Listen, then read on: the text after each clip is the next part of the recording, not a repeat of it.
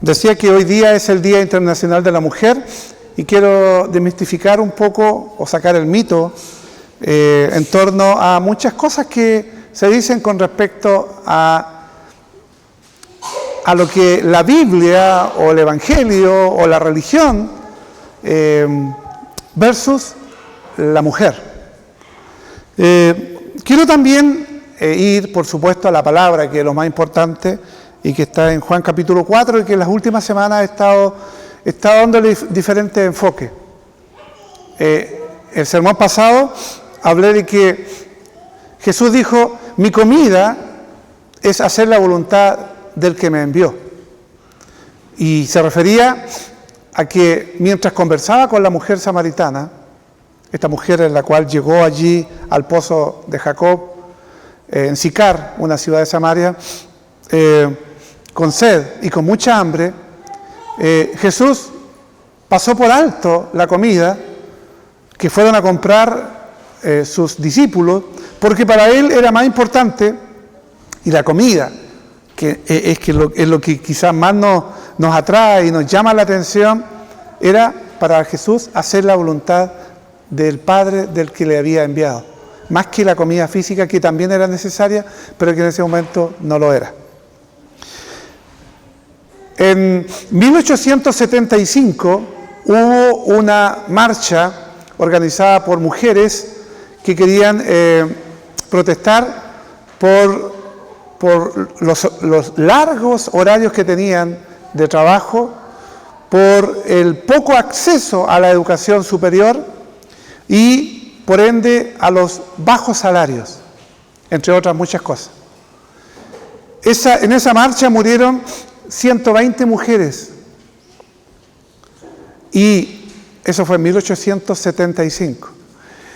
Y a partir de 1910 se acordó que el 8 de marzo fuera decretado el Día Internacional de la Mujer, en honor a esas 120 mujeres que murieron atrozmente en Estados Unidos. Y sobre eso yo he escuchado en lo particular, he leído muchos mitos, muchas cosas que no son en concordancia con lo que la palabra de Dios dice, y que no va con nuestro pensamiento. Y uno de ellos es que la Biblia o el Evangelio, o que Dios es un opresor injusto sobre la mujer, y que el Evangelio, que la religión y que Dios oprime a la mujer y no le da las libertades que la sociedad exige. Y es un caso error. La Biblia, todo lo contrario, y vamos a ver cómo también Jesús es quien más dignificó a la mujer cuando Él estuvo acá. Pero vayamos a la Escritura. ¿Qué nos sucede cuando nos encontramos con Jesús? Y aquí hay un ejemplo histórico, aquí hay un ejemplo de una mujer con Jesús que afectó no solamente la vida de esa mujer samaritana, sino que también transformó la vida de cientos o quizás miles de samaritanos de esa región de Samaria en Sicar, y que hasta el día de hoy también ha trascendido. Bueno, Jesús llega a tomar agua a un pozo allí, dice a la hora sexta. La hora sexta la hora comenzaba a enumerarse desde la aparición del sol. Si el sol aparecía alrededor de las 7 de la tarde, contemos 6 horas, 7, 8, 9, 10, 11, 12, la 1. Era alrededor de la 1 de la tarde, donde el sol pega más fuerte. Por lo tanto, el medio de transporte era caminando. Y con mucho calor, después de haber caminado largos kilómetros, de Judea, él iba a Galilea. Y dice la Escritura, le era necesario pasar por Samaria. Le era necesario. La semana pasada vimos esta parte, le era necesario. O sea, estaba dentro de los planes de Dios que Jesús pasara por Samaria y que Jesús conversara con esa mujer samaritana. No fue algo fortuito, casual o al azar para Jesús, ni para la mujer. Dios así entre comillas, lo programó. Pero los judíos y los samaritanos, dice la Escritura, no se hablaban, aun cuando decían adorar al mismo Dios. Y ambos usaban la ley de Moisés, aunque los samaritanos le habían hecho algunos cambios a esa ley. Pero ambos, tanto judíos como samaritanos, despreciaban el lugar de adoración del otro, Jerusalén y Samaria. Ambos lugares eran despreciados y habían permanecido hostiles durante siglos, porque los samaritanos un grupo de judíos se habían unido con grupos no judíos, gentiles, habían construido familias y a eso se le llamaban los samaritanos, que era una mezcla de judíos con gentiles, y los judíos no aceptaban que pudieran unirse a otras razas. También lo dijimos en el sermón pasado, que era posible viajar dando un rodeo para evitar Samaria, pero Jesús prefirió, dice, tomar la ruta más corta, porque tenía un propósito para aquella ciudad. Por otro lado, y aquí viene lo que tiene que ver con el Día Internacional de la Mujer, que les he estado comentando, culturalmente un hombre y una mujer jamás podrían conversar en público, y mucho menos si eran estos desconocidos. Si le sumamos a que un hombre y una mujer no podían conversar en un lugar público si no se conocían, mucho más si uno era judío y el otro era samaritano. Pero Jesús, dice la Escritura, se encontraba cansado y se sentó junto al pozo de Jacob mientras los discípulos iban a comprar alimentos al pueblo, que se llamaba Sicar. Y estando allí sentado Jesús junto al pozo de Jacob, ve acercarse a una mujer. Ya dije, era alrededor de la 1 de la tarde, el sol estaba muy fuerte. Jesús la observa silenciosamente y aquí vemos cómo abre un diálogo, Jesús, no la mujer, donde devela este diálogo verdaderas y profundas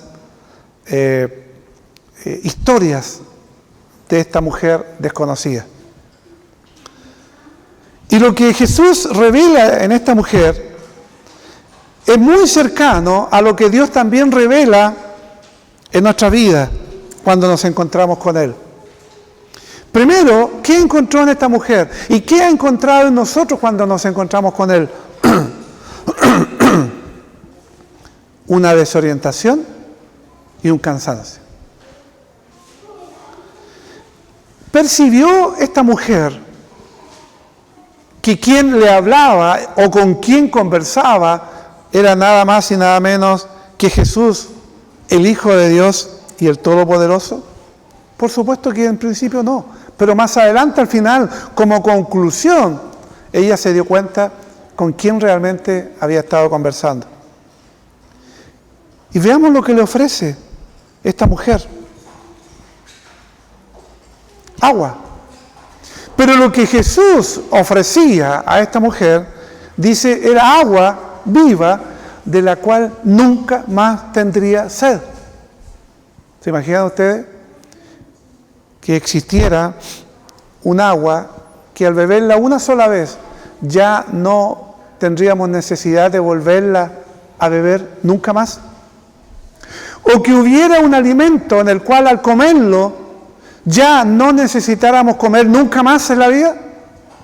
Bueno, quien descubra eso dejaría primero millones de personas en el mundo cesantes. pero también a la vez sería el descubrimiento más grande que pudiera existir. Jesús dice que el agua que Él ofrece jamás volvería a tener sed. Y que Él también, no solamente a ella, sino que en otras ocasiones dice, yo soy el pan de vida. También dando a entender que el que come de Él jamás volvería a tener hambre, como del agua volvería a tener sed. Estaba, por supuesto, hablando del sentido figurado y espiritual.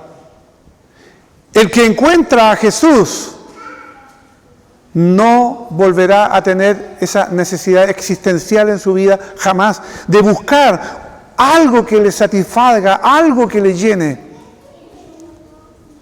Si la mujer samaritana no reconocía a Jesús como Dios, ¿qué demuestra su respuesta impulsiva?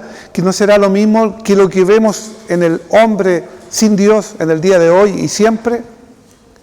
Querer buscar y desear lo visible, lo físico, lo existencial, lo que existe, lo tangible,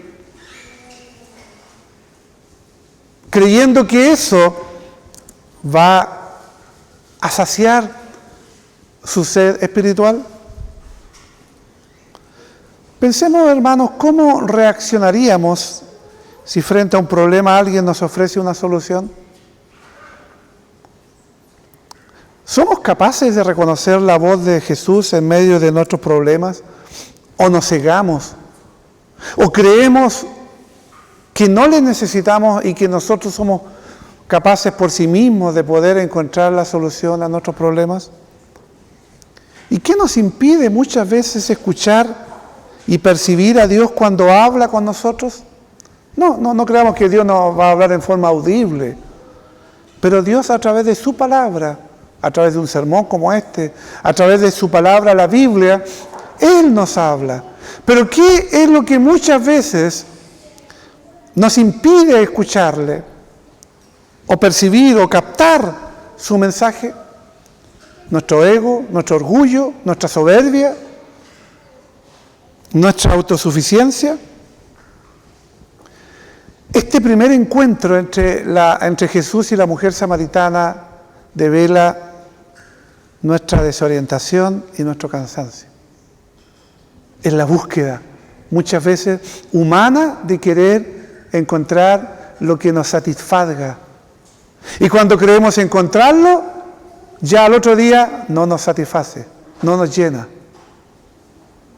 En segundo lugar, esta conversación entre Jesús y la mujer samaritana también se revela en nuestras búsquedas interminables. Hoy día el hombre, sentido genérico, busca en una y otra cosa satisfacer su vida, su alma. ¿Y qué fue lo que Jesús necesitó para traer a la luz el lado más oscuro de aquella mujer? ¿Acaso no bastó con decirle y preguntarle por su marido? Y ella respondió, no tengo marido. Y no es que Jesús ignorara que no tuviera marido. Es más bien Jesús le dijo, sí, sé que 5 maridos has tenido y que el marido o el hombre con el cual estás no es tu marido. Y allí se develó una verdad en la cual esa mujer quizás no había pensado. Pero ¿cuál es el problema de fondo realmente de esta mujer samaritana? ¿Acaso había una acusación moralista de parte de Jesús al decirle 5 maridos has tenido y con el que vives no es tu marido? No. Jesús no estaba actuando de manera moralista, sino que quería que esta mujer reflexionara y se diera cuenta de la necesidad que tenía de conocer al Dios verdadero. ¿Y en qué sentido muchas veces, hermanos, las relaciones humanas intentan ser la forma de saciar esa sed existencial? Creyendo encontrar en muchas cosas o en muchas personas lo que creemos va a satisfacer nuestra nuestra existencia, nuestra alma, nuestras propias búsquedas muchas veces. Aquellos que buscan en una y otra cosa, en una y otra persona, e incluso en una y otra religión.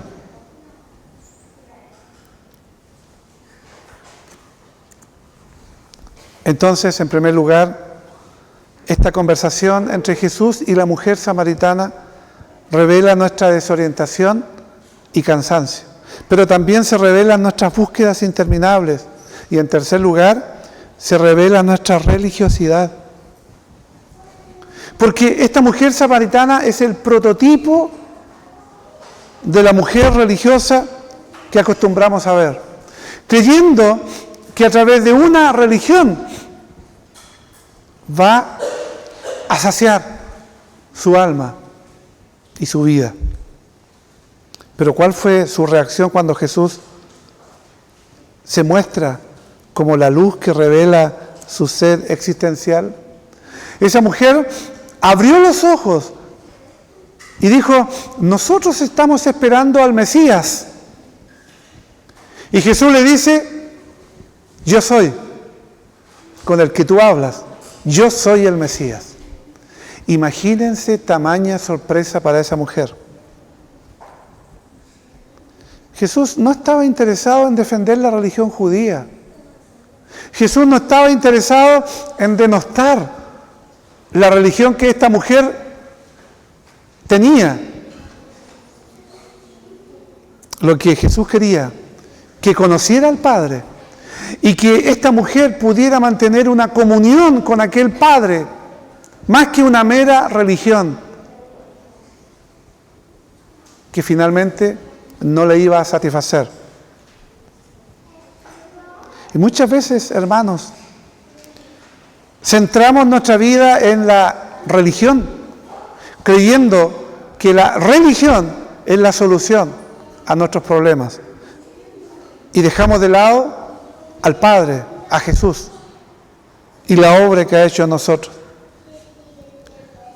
Y lo que Jesús dice a esta mujer es que Él está buscando verdaderos adoradores, dando a entender que ella probablemente adoraba, pero Jesús estaba buscando, dice, verdaderos adoradores.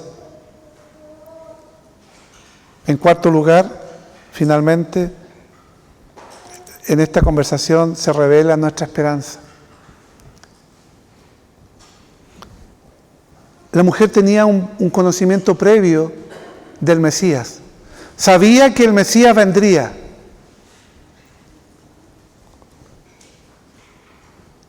Por lo tanto, lo que ella esperaba, que en cualquier momento ese Mesías apareciera.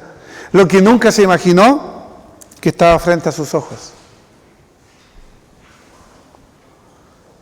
Y muchas veces nuestras barreras culturales, nuestras barreras políticas, muchas veces nuestras barreras religiosas nos impiden relacionarnos con el único Dios verdadero, porque anteponemos todas esas barreras culturales, sociológicas, religiosas, políticas, culturales en general. Y eso forma una barrera que nos impide más bien llegar a conocer al Dios verdadero. ¿Qué sucede en nosotros cuando escuchamos a Jesús decirnos: yo soy el que tú buscas? Sin lugar a dudas que lo mismo que sintió esa mujer samaritana cuando escuchó de Jesús decir: yo soy el Mesías al cual tú estás esperando. Y esa mujer, se cayeron todas aquellas barreras culturales, sociales, religiosas que habían entre un judío y un samaritano, que habían entre un hombre y una mujer. Todas esas barreras cayeron al suelo cuando la mujer samaritana reconoce a Jesús como el Mesías. Y es precisamente eso lo que el Señor quiere para cada uno de nosotros. Que ninguna barrera social, cultural, religiosa ni política sean impedimentos para conocer, servir y honrar al único Dios verdadero. Y como conclusión a lo que hemos estado conversando, regularmente, hermanos, las diferentes dificultades de la vida nos impiden reconocer la voz de Jesús. Físicamente, a lo mejor entre tanto ruido, no le escuchamos. Pero es que también nuestra atención y nuestros oídos muchas veces están puestos en otras cosas y no en la voz de Jesús. En muchas ocasiones pensamos que Dios solo actúa cuando la solución a nuestros problemas viene a la luz. Y muchas veces, hermanos, somos incapaces de ver a Dios en medio de nuestros problemas, de percibir que la obra que Dios está haciendo en nosotros es inmensamente mayor que la que puede hacer por nosotros. Jesús era fascinante y su sabiduría era tan grandiosa, hermano, que solo necesitó una frase para traer a luz los cánticos más oscuros de aquella mujer. Y de la misma manera lo hace con nosotros y nos invita a pensar en que no hay posibilidades de saciar nuestra sed existencial y alumbrar nuestros lados oscuros, sino por medio de una relación personal con Dios. No perdamos el tiempo en buscar en otras cosas, en otras fuentes, lo que Jesús nos ofrece, pues solamente Dios tiene el tamaño exacto del vacío que existe en nosotros. Ese vacío existencial que existe en nosotros, el tamaño exacto está en Jesús. Todo lo demás será muy pequeño o no será suficiente para lo que necesitamos. Lo que comenzó como una conversación casual entre Jesús y la mujer samaritana se tornó, hermanos, en una de las conversaciones más comentadas por el mundo cristiano a lo largo de la historia. Y aquí Jesús nos muestra que es posible concretar las más interminables búsquedas existenciales de la vida.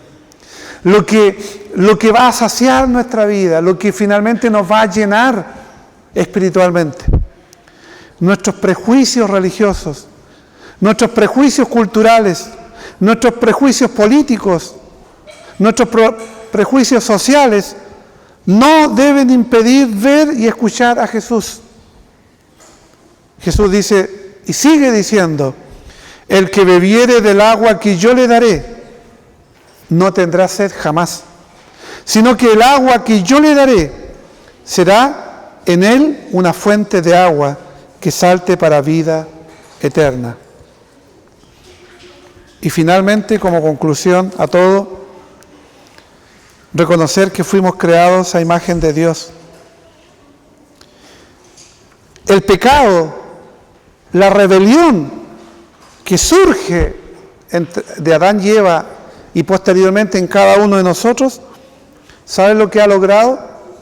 No borrar la imagen de Dios, sino que ignorar, por ejemplo, los roles bíblicos de la mujer. Hoy día se quiere ignorar los roles bíblicos de la mujer de un golpe y se quieren colocar a estándares que la sociedad quiere hacerlo a su modo y no al modo de Dios. En segundo lugar, que esta rebelión en nosotros a causa del pecado nos da un concepto erróneo o no nos ayuda a entender el concepto de ayuda idónea. La Biblia dice que la mujer es ayuda idónea y muchas veces en nuestra soberbia no se quiere aceptar esta verdad o esta realidad. Y por eso se percibe muchas veces como a la religión, como a Dios o como al Evangelio, como un opresor injusto sobre lo que es la mujer. Pero ante eso, ¿qué podemos hacer? No creo quizás que haya en todo una mala intención, pero sí un desconocimiento tremendo y que lo primero que debemos hacer es leer y estudiar la palabra, la Biblia. Dios nos habla a través de ella. Siempre hemos creído y siempre lo hemos declarado que la Biblia es la única regla de fe y conducta del ser humano. Pero esto hasta cuando nos conviene. Cuando no nos conviene social, cultural, religiosa o políticamente, entonces la Biblia no corre. Pero requiere que leamos y estudiamos la Biblia. Que nos sometamos a los mandatos de las Escrituras en segundo lugar. No solamente estudiarla, nos sometamos a ella. En tercer lugar, reflexionar el valor que tiene la mujer para Dios. La mujer tiene un valor incuestionable, o sea, tremendo, frente a los ojos de Dios. Como alguien en una discusión entre un feminista y otra persona que no era feminista decía: nosotros no queremos que la mujer sea una persona que conciba o engendre hijos y los críe porque creemos que es injusto. Entonces la otra persona le dijo: pero ¿qué mayor privilegio tiene la mujer? Y ese privilegio no lo tiene el hombre, de poder concebir y tener en su vientre por meses a una criatura y dar a luz una criatura. Ese es un privilegio que solamente tiene la mujer. Por lo tanto, nunca el hombre podrá ser igual a la mujer, o la mujer querrá ser igual al hombre en muchos aspectos. Por lo tanto, el valor que Dios da a la mujer es tremendo. Creámosle a Dios, porque Dios dijo que cuando creó a la mujer, como así cuando creó al hombre, dijo: y vio Dios que era bueno en gran manera. O sea, lo que Dios hace es bueno. Y Dios creó al hombre, y Dios creó a la mujer, y vio Dios que era bueno en gran manera. Creámosle eso. Y celebremos los roles que el Creador pensó en el hombre y en la mujer. Aunque ante su presencia, el hombre y la mujer es igual. En cuanto a valor, el hombre y la mujer tienen el mismo valor. No es que el hombre valga más que la mujer o la mujer valga menos que el hombre. No. Pero los roles son diferentes. Y los roles que al hombre le entregó son tan relevantes como los que le dio a la mujer. Por lo tanto, reflexionemos y celebremos que Dios nos haya creado de esa manera y nos haya dado esos roles.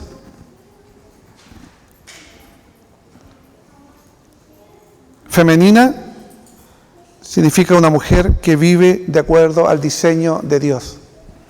Feminista es actuar y pensar contra el diseño de Dios. Porque ¿qué para este mundo y para esta sociedad mejor que una mujer cría un animal, un perrito, un gatito? Y puede tener mucho más valor que criar a un hijo o una hija. Que la mujer deje sus roles de acuerdo a lo que la sociedad hoy día le está entregando versus lo que Dios en su palabra a través de los tiempos nos ha entregado. Por lo tanto, hay que distinguir entre ser feminista y ser femenina. Femenina es sentirse valorada, querida, amada, pero también conocer que Dios le ha entregado roles. En cambio, la contraparte, es oponerse a Dios y querer implantar sus propios roles, que no siempre van de acuerdo a la voluntad de Dios. Padre, rogamos que en este día especial bendigas a nuestras hermanas mujeres, Padre, que tú las creaste con tanto amor y con tanto valor, y por los cuales también Jesús, oh Dios, dio su vida en la cruz por cada una de las mujeres que tú llamaste para que fueran tus hijas, como también de los varones. Gracias porque, Señor, a través de tu palabra y dignificas a la mujer. Y Jesús, Señor, la dignificó al conversar, al escucharla y también al salvarla. Y este es uno de los muchos ejemplos que encontramos en tu palabra. Padre, que por sobre todas las cosas, oh Dios, tus consejos, Señor, sean considerados por sobre lo que la sociedad nos quiere entregar y quiere implantar, llamando a lo bueno malo y a lo malo bueno. Padre, que por sobre todas las cosas, oh Dios, el consejo de tu palabra, Señor, domine nuestra mente, nuestra vida y nuestro corazón.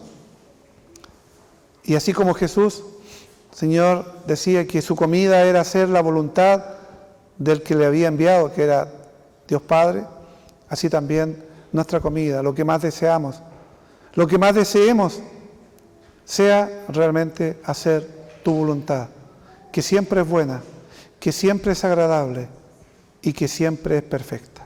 Muchas gracias. En el nombre de Jesús. Amén.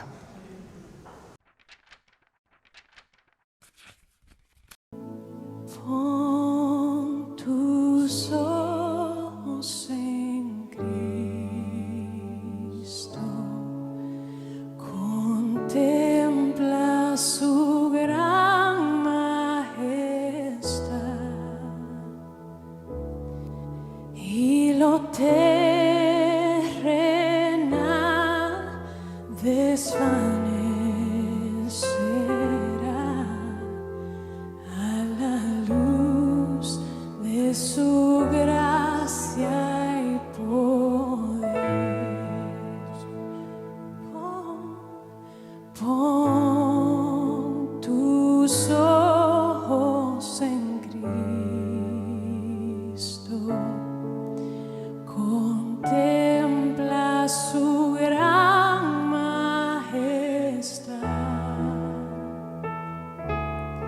y lo terrenal desvanecerá a la luz de su gracia y poder.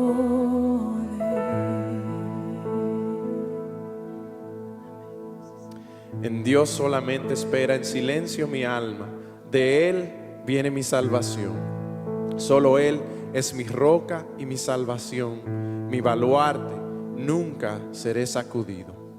Alma mía, espera en silencio solamente en Dios, pues de Él viene mi esperanza. Solo Él es mi roca y mi salvación, mi refugio, nunca seré sacudido. En Dios descansan mi salvación y mi gloria, la roca de mi fortaleza, mi refugio está en Dios. Confiad en Él en todo tiempo, oh pueblo, derramad vuestro corazón delante de Él. Dios es nuestro refugio.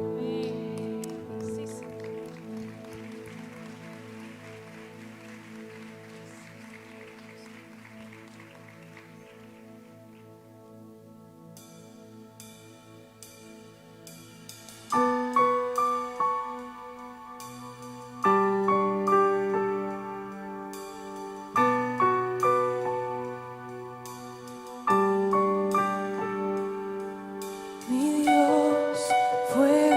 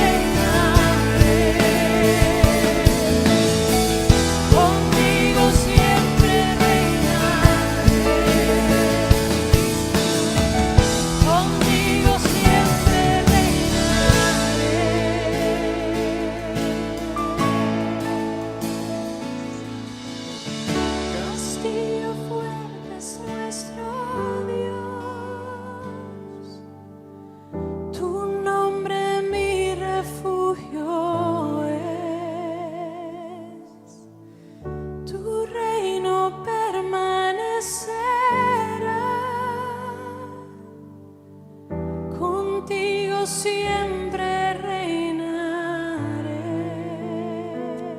Sí, Señor, tú eres nuestro refugio y roca eterna. Te adoramos y te bendecimos, Señor. Gloria sea a ti.